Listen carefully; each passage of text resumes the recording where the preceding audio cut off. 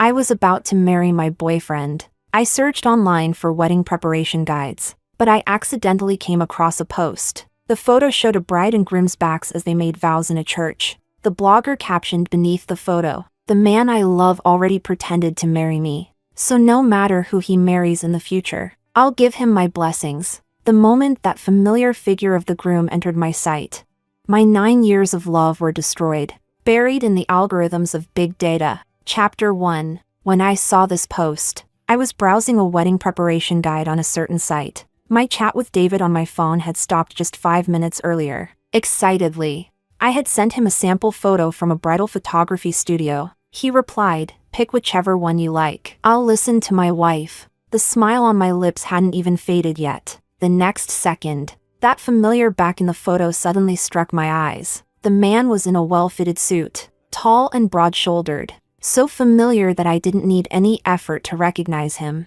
It was David's back. My eyes shifted to the graceful back of the woman beside him. She wore a mermaid wedding gown. Her figure was elegant and slender. She held his arm. They stood like a perfect couple before the priest, solemnly exchanging vows. No guests were present, yet the atmosphere remained sacred and dignified. The comment section was full of praise about how perfect they looked together. One pinned comment even urged, "They look so perfect together. Girl, why let him marry someone else? Just go snatch him for yourself." The blogger's avatar was a cat. I clicked into her profile. Aside from that post, the page was completely empty. With my username Momo, I found myself leaving a comment without thinking. "I want to hear the story between you and the groom." Chapter 2. David called and asked to take me out for dinner. I pretended nothing had happened and got into his car. One of his hands was on the steering wheel. The other reached over to hold mine.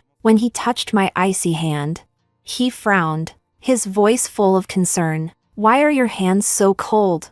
Is it that time of the month? Do you feel unwell?"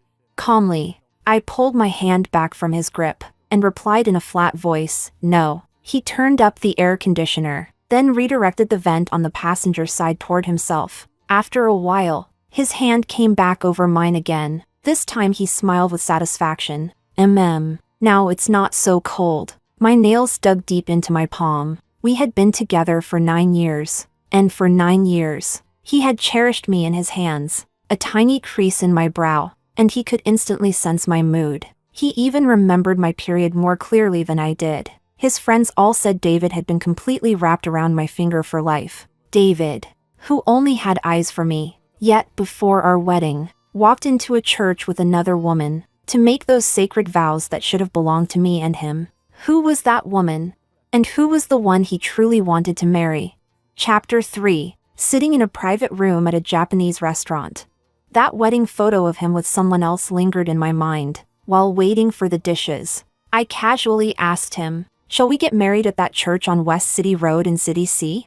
That church is beautiful. I've seen many people online getting married there. The church was indeed beautiful, with 100 years of history. Vast and magnificent, countless stained glass windows stretched all the way up to the enormous dome. Standing there felt like stepping into a dazzling dream. That's why the photo, paired with her words, had quickly gained attention overnight. His hand, as he was pouring me tea, paused. "City C is too far, isn't it? If you want a church wedding, we can find one locally." Since we began planning, this was the first time he rejected my suggestion. Beneath the table, my fingers twisted my clothes nervously. The meal wasn't even finished yet, but I noticed that my notifications on the site had already piled up to 99 plus. 500 people had liked my comment. It was pushed to the top as the most liked reply. The blogger finally responded, "All right. Tonight I'll share the story between him and me." Chapter 4.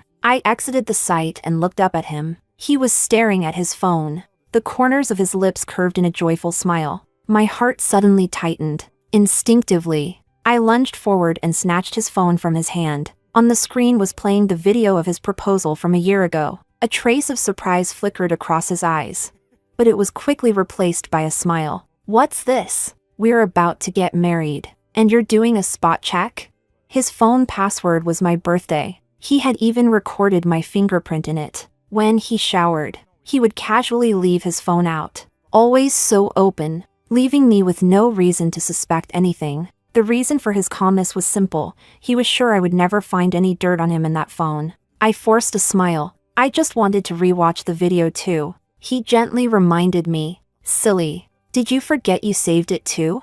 Last time you even said that when we grow old, we'd show it to our kids." The vows of a lifetime still echoed in my ears. Yet now, a crack had appeared in this relationship. Chapter 5. I still rewatched the video. He had edited it himself for the proposal. Frame by frame, it replayed our 9 years of love. After college entrance exams, we took graduation photos. He swapped places with a classmate just to stand behind me. I will never forget that day. The boy suddenly leaned down and asked if I would date him. Always confident and steady, his words then carried rare nervousness. He said, "Don't turn around. I'm afraid you'll say no." The summer breeze brushed across our youthful faces. The photographer shouted, 3, 2, 1, cheese.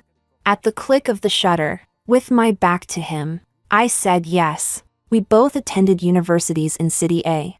But our schools were 2 hours apart. He tirelessly traveled back and forth, 4 hours round trip, just to see me for a moment. After graduating with his master's degree, he immediately proposed. In front of family and friends, he kissed me and said he had waited 8 years for that day. I had gone in cold-hearted, yet by the end my eyes were wet. 9 years was long enough for us to have loved with all our sincerity. Hand in hand, I always thought he was as devoted as I was. Only upon reaching the doors of marriage did I realize that along the way, his heart had wavered. The thought stabbed with a dull pain. Among all those countless memories, at what moment had his heart carved out space to secretly hold another woman? Seeing tears streaming down my face, he wrapped his hands around mine. "Little crybaby, why do you always end up in tears? Next time, I won't let you watch it anymore." But my hands trembled faintly. I realized I was afraid of the truth that would be revealed tonight. Afraid that 9 years of love would end in defeat tonight. Chapter 6. When we got home, he went into the study to work. I sat in the living room, trembling as I opened the website. As promised, she had posted something new. A crush at 17 finally fulfilled at 29. I read her long narration word by word. The mystery slowly unraveled. She turned out to be Rebecca, that girl from the neighboring class in high school who liked David. Back in freshman year of college, Rebecca, who was studying in City C, once came across the city to find David. Her sudden confession left David stunned. He politely rejected Rebecca and told her he already had a girlfriend. He even told me about it back then, but I never knew. The story didn't end that year. Her secret crush eventually came true.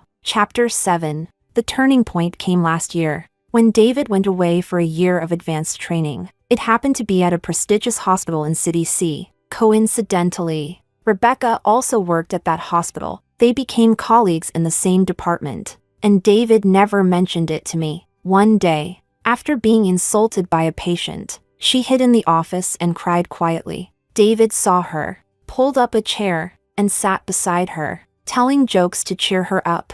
In her teary-eyed state, Rebecca suddenly kissed him. She wrote in her post, "That day, he closed his eyes and opened his lips." My crush blossomed from the dust. A wave of nausea churned in my stomach. I dug my nails into my palm, forcing myself to keep reading. They laid their cards on the table. He had a girlfriend, their relationship was stable, and he would marry her soon. She asked for nothing more, just to have him for 1 year would be enough. She wrote, "We made a pact, a 1-year love. When time was up, I promised never to cling." Chapter 8. And so they began dating. This was how she described that year of living together. I never imagined that one day I would live with the man I'd secretly loved for years. We cooked together, watched movies together, embraced and kissed, did everything lovers do. He looked refined and restrained, but when he lost control, he left marks all over the house. At last, he was no longer my distant dream, he was right beside me,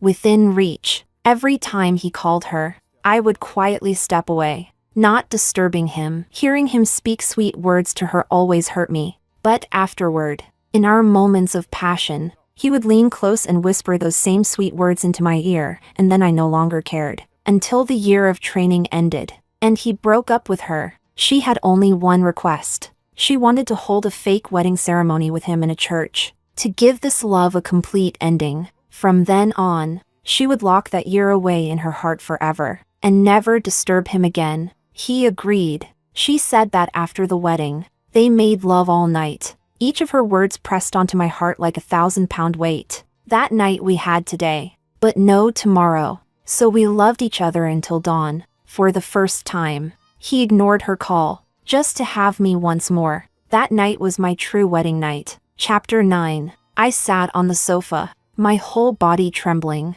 I couldn't control myself from replaying that year over and over. Every message he sent me, every call he made to me, he was inside their love nest, with the same lips that kissed another day and night. He told me over the phone that he missed me, that he loved me, on the days when I thought our relationship was safe.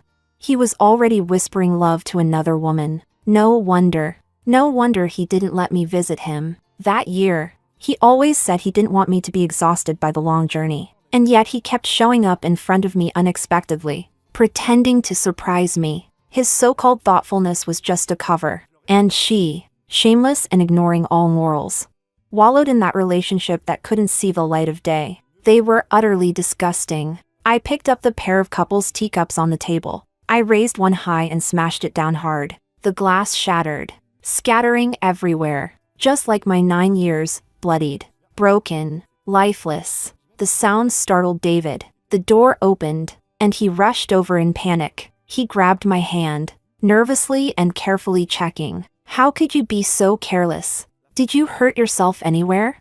I yanked my hand back and slapped him across the face, vicious and hard. David, we're done. I don't want a cheap man who's already tainted. Chapter 10. The sudden slap made his face turn to the side. It took him a moment to come back to his senses. He slowly turned back, lightly gripping my wrist. His voice turned hoarse. Virginia, did your hand hurt from the slap? I don't understand what you're talking about. If there's a misunderstanding, I can explain it to you slowly. I laughed in mockery. A misunderstanding? So as long as I didn't put irrefutable evidence right in front of him, he had planned to keep this hidden from me forever. For a moment, I almost felt grateful for that post, because it let me see his true face before marriage. I pressed down the fury rising in me, forcing myself to stay calm. I held my phone up to his face. He saw the post and that wedding photo she had uploaded. His eyes flickered with panic, even as he only skimmed it briefly. David, is this what you call a misunderstanding? He quickly suppressed that panic. Virginia, don't let your mind run wild. Yes, I did go to City C for training, and yes, a girl confessed to me during freshman year. But the person in this post is not me. The back looks somewhat like mine, but there are countless people with similar builds in this world. You can't sentence me guilty just because of a few coincidences. That's unfair to me. I pulled my lips into a faint smile, feeling a deep weariness wash over me. You can't wake someone who pretends to sleep. This isn't a divorce. I don't need solid proof to fight you over assets or children. I'm unilaterally breaking up with you. That's all. As long as you understand that. I didn't want to argue with him anymore. I turned around and went inside to pack my luggage. Chapter 11. This house had been prepared by his family as our marital home. The location was good. The landscaping was good. The facilities around it complete. Of course.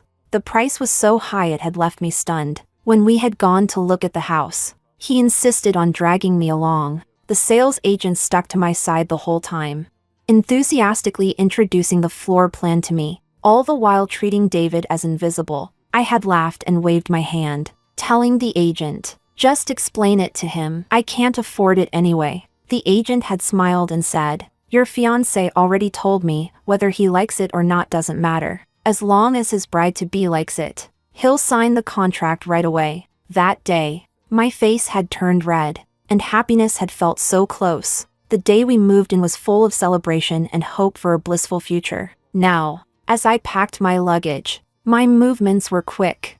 Not wanting to stay another moment longer, he stood silently at the doorway, watching me. The clothes were nearly all packed. I pulled open the drawer, intending to take out my passport, but when I caught sight of that old phone inside, My hand froze in midair. Chapter 12. That phone was the one he used back in college. It was during our honeymoon phase. Inside it were all our sweet memories. In the Notes app, he had written down all my preferences. The album was full of my photos. Countless text messages brimmed with tender words of love. Later, even when the phone became laggy with age, and he switched to a new one, he couldn't bring himself to recycle it. He kept it as a keepsake. From time to time, he would even take it out to revisit those old days. I never thought one day that phone would become such an eyesore. He noticed me frozen in place. He walked over, leaned in, and also saw the phone. Suddenly, he came close and wrapped his arms around me from behind.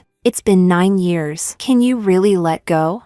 Just because of a misunderstanding, you want to break up? We're finally about to get married.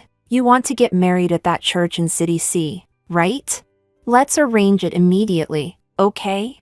The word church was like a bucket of cold water poured over my head. In an instant, I sobered up. I shoved him away with disgust, quickly grabbed my passport and stuffed it into my bag. Then I pulled that phone out of the drawer and smashed it hard onto the floor. It shattered into pieces. The screen crawled with countless cracks that could never be mended. His eyes filled with deep pain. I dragged my suitcase, bypassing his stunned figure. You're tainted, and this phone is tainted too. Tainted things are meant to be discarded. Chapter 13. I went back home, thinking about how to confess everything to my mother. I come from a single-parent family. My father passed away long ago. My mom had always worried that when I got married in the future, I might be treated poorly. She feared that without a father to protect me, others would bully me. The first time I brought David home to meet her, he kept serving me food and pouring me water, carefully picking out all the scallions from the dishes.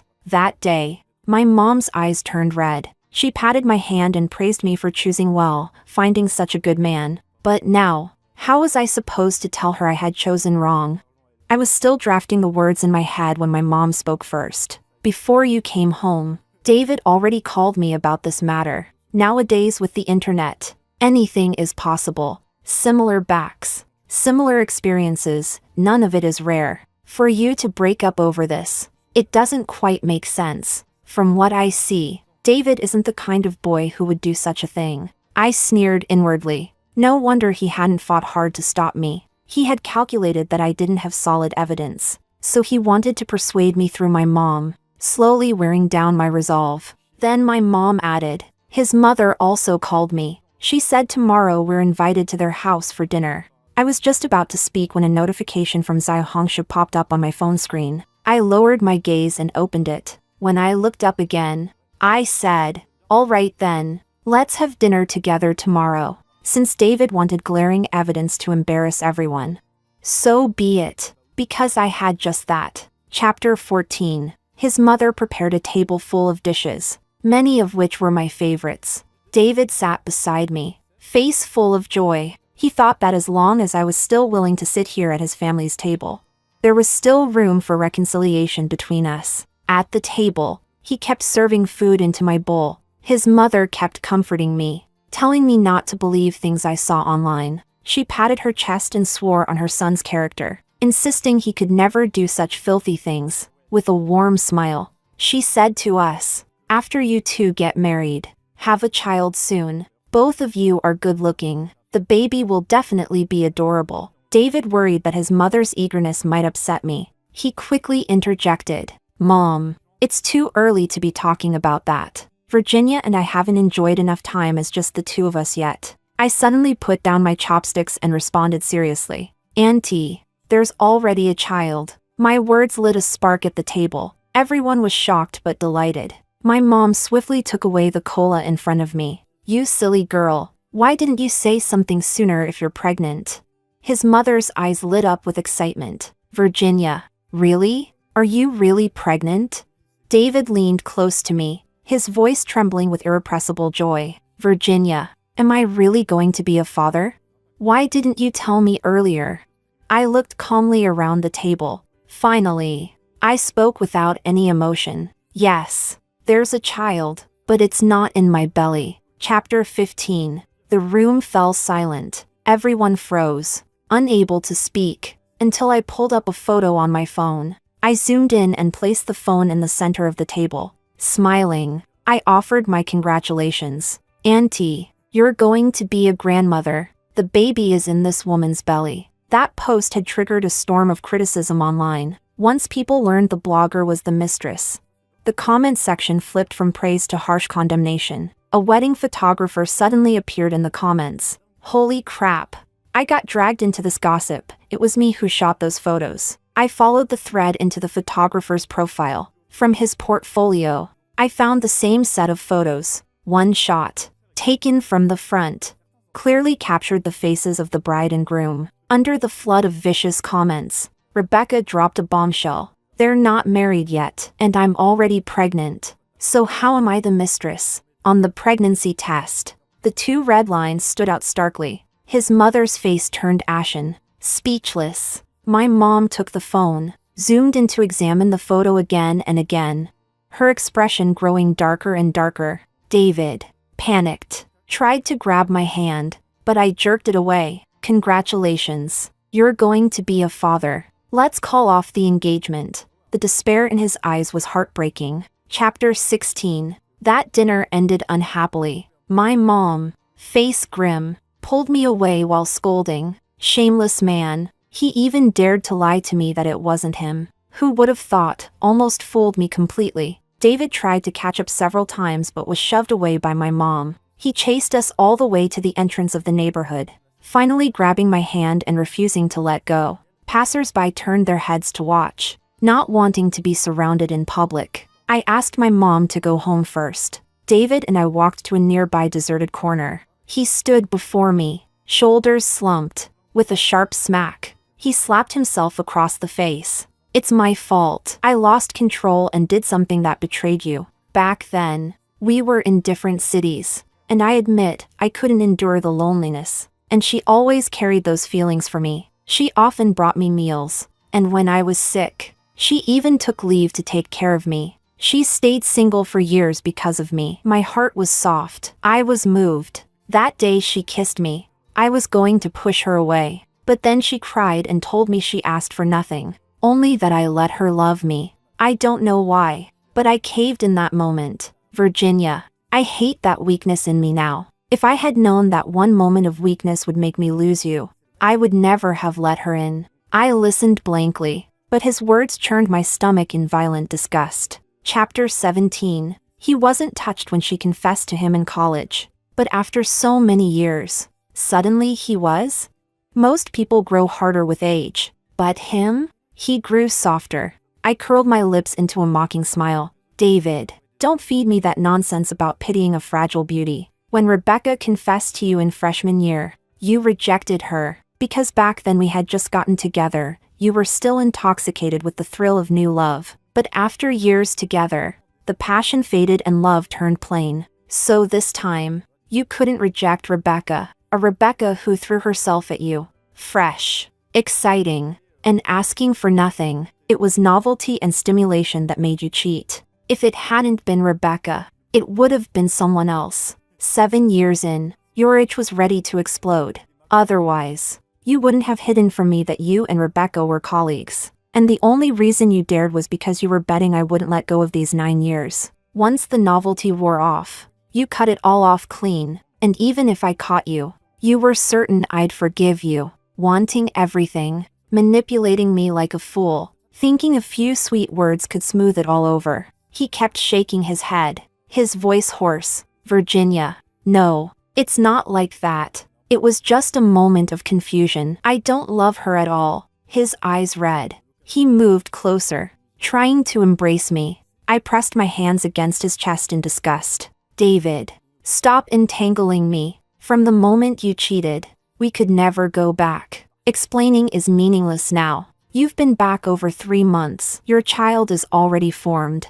At the word child, a flicker of realization passed through his eyes. He gripped my wrist hard, forcing me into the car. Are you insane? I already told you everything clearly. I hurried to open the door, but he had already locked it. The next second, he declared with certainty, Virginia, she can't really be pregnant. I'll call her right now and get the truth. Wait while I find out. Chapter 18. I watched as he removed Rebecca from the blacklist. Then, right in front of me, he dialed her number. She picked up quickly. To convince me, David put the call on speaker. Quietly, I pressed a button on my phone, the shortcut I had set long ago to start recording. Rebecca's voice was surprised and delighted. "You've finally reached out to me." David cut straight to the point. "Was that post on the site yours?"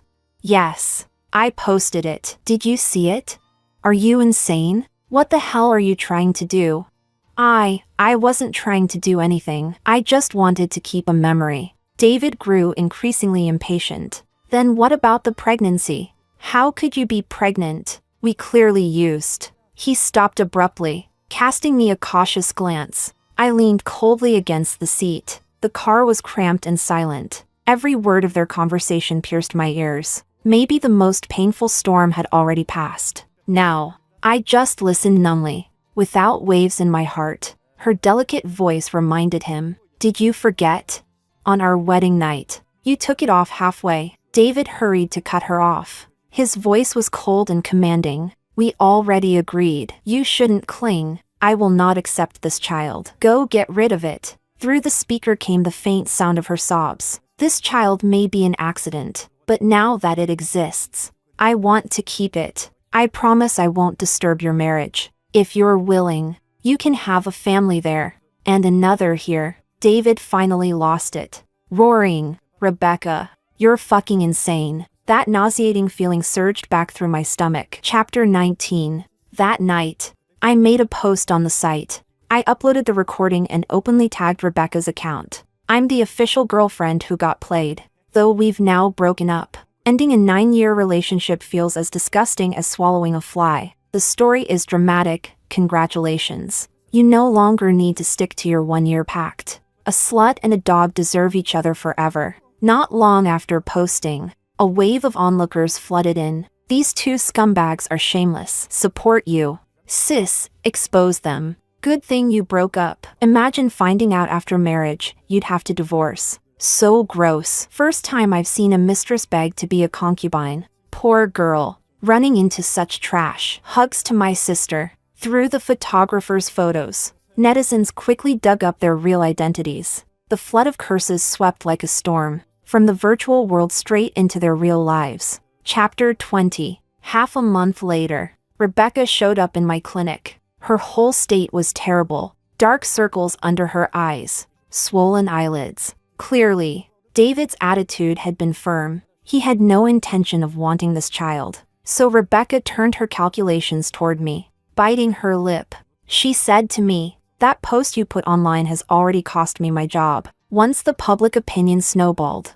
countless netizens filed complaints against the hospital. Rebecca came from an ordinary family, with no strong backing. In the end, even her livelihood was gone. David, on the other hand, had people supporting him. At worst, his promotion would be delayed. Her voice began to choke as she spoke. "I never wanted to come between the two of you, but now I have no way out. He won't marry me. He won't accept this child. He won't answer my calls. Won't see me. I have no options left. So I had to come to you." I stared at her coldly. In my mind, a memory resurfaced. After college graduation, at my high school's anniversary celebration, I once ran into her. At that time, David had gone to the campus convenience store to buy me a cold drink. I stood on the balcony of the classroom building waiting for him. Rebecca walked over and stood beside me. Downstairs, David came out of the store,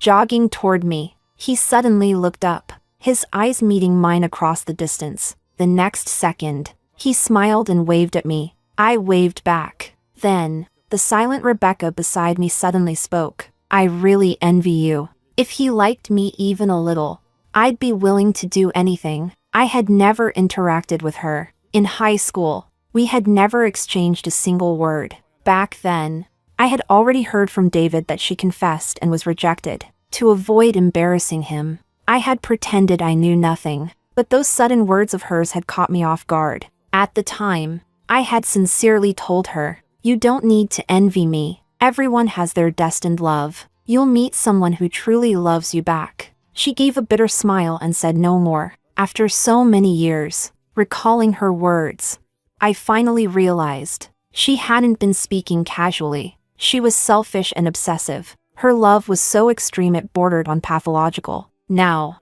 heavily pregnant, she even appeared at my workplace. I forced myself to stay calm. I said lightly, "This is a hospital, not a charity. I'm not responsible for finding a father for the child in your belly." She then asked, "Will you get back together with him?" I laughed. "That so-called treasure of yours is already burnt trash to me." Just then, I received a message. "I'm waiting for you at the hospital entrance after work." I frowned, looking at Rebecca before me, and suddenly had an idea. Finally, I wrote David's mother's phone number on a slip of paper and handed it to her. I was thoroughly tired of being entangled with them. Now, no one wished more than I did for them to tie the knot as soon as possible. Chapter 21. As soon as I stepped out of the hospital gates, David appeared again like a ghost that refused to leave. His hair was messy, his jaw shadowed with stubble, he looked disheveled. The scandal online had inevitably affected him. During this time, our story had spread everywhere. Anyone who had crossed paths with us treated it as gossip over tea. Just 2 days ago, I heard from a mutual friend. After returning from his training and with his family's influence, David was supposed to be up for a promotion, but now, someone else had taken that spot. I walked quickly toward the parking lot, and he hurried after me. Just as I opened the car door, he slipped swiftly into the passenger seat. I glared at him in anger. "David, get out." His gaze locked deeply onto me. "Virginia, I know you hate me, but I beg you to hear me out before you decide. Can you guarantee that your future husband will never make the same mistake I did? At least we have 9 years of deep feelings. No matter what, I would always choose you, even if she has my child. I can give it up. Isn't that enough proof of my love for you? Can you promise your future husband will ever do that for you? If you break up with me now and marry someone without a foundation of love, will it really turn out how you wish? Virginia, all men are the same. At least I truly love you, Virginia. As long as you still want me, I will never marry anyone else for the rest of my life." I listened unmoved to this whole string of typical scumbag talk. "Done talking? Then get the hell out." He stared at me for 2 seconds, then suddenly laughed. A laugh filled with mockery and malice. "Virginia, if you were in my shoes, I don't believe you could stay unmoved." I understood his meaning. He meant that if I encountered someone like Rebecca, crazy, passionate, and asking for nothing, he didn't believe I could stay indifferent. Finally, I couldn't bear it anymore. I picked up my phone and called the police. Chapter 22. What I didn't tell David was that in these 9 years with him, I had not been without chances to meet men better than him. We live in a world where temptations appear every second. There was even a wealthy classmate who had pursued me relentlessly from undergrad through grad school. I always rejected him with the excuse, "I already have a boyfriend." Like a warrior, I guarded my boundaries firmly, never crossing a line, but he never gave up. For 8 years, he was in the same school and same class as me. I never gave him the slightest chance, other than messages about academics. I ignored everything else he sent. He tried to send me expensive gifts, either through others or via delivery. I returned them all, untouched. Once in college, I had an acute bout of gastroenteritis, vomiting and diarrhea. Weekly walking to the infirmary, I unexpectedly ran into that classmate. He immediately squatted down, face anxious, wanting to carry me on his back. I waved him off, gritting my teeth and insisting on walking myself. I was able to guard my love for 8 long years. Yet David surrendered in just one. His willpower was as weak as a hollow wall slapped together in haste, unable to bear the weight of love, toppled by the lightest push. And in the end, he still wanted to splash dirty water, dragging me down with him. Utterly laughable. Chapter 23. Later, David finally quieted down. He no longer appeared in front of me, pestering endlessly, because he had met someone who could pester even harder, Rebecca and her family. Her family had worked so hard to raise one promising college graduate, and now David had ruined her, costing her a job and getting her pregnant. How could Rebecca's family possibly let it go? After Rebecca got David's mother's number from me, her family stormed to David's home. They demanded an explanation, or they would raise hell at his workplace. David's mother, afraid the scandal would spiral out of control, finally forced her son to marry Rebecca. That child David never wanted, he was forced to accept it after all. But later, during the late stage of pregnancy, the fetus inexplicably stopped developing. The child was induced. When I heard about all this, I was on vacation in Malaysia with a close friend. During the trip, I suddenly received a text from an unknown number. "I'm getting married today, but why isn't the bride you?" I dragged the number into my blacklist. Chapter 24. The next time I saw David was 5 years later. At the hospital's obstetrics department, I walked arm in arm with my husband. From the corner of my eye, I felt a burning gaze following me. I lifted my head and met David's eyes midair. He stared at me for a long while. Then his gaze slowly shifted to my rounded belly. Countless complicated emotions churned in his eyes. I pretended not to see and kept walking. As I passed by him, I heard a familiar soft murmur. "Eat well, you're too thin." Instinctively, I recalled my wedding day, when I had posted a set of bridal photos on social media. By then, I had long blocked David, but his best friend had left a cryptic comment beneath them. "I hope you'll be happier than me." From the consultation room behind him came Rebecca's sobs. Her voice was desperate, tragic, asking the doctor, Why can't I conceive?" I didn't stop, continuing toward the last consultation room at the end of the hall. Behind me, I faintly heard David's impatient voice. "Stop crying. There are so many people waiting. Don't waste the doctor's time, just go home." When I reached the last room, my belly suddenly fluttered. Excited, I shared with my husband, "Honey, the baby just kicked." He bent down quickly to touch my stomach. Another kick came, stronger this time. His face lit up with joy, his smile growing deeper. "Looks like our baby is really happy today." I tilted my head up, smiling and nodding in agreement. Yes, our baby was happy, because when faced with a life-altering decision, his mother had bravely and decisively abandoned all sunk costs, awakening from the dream, never clinging to the past. No matter how beautiful the memories once were, they weren't worth the rest of my life. We walked out after paying, but we never lost our original hearts.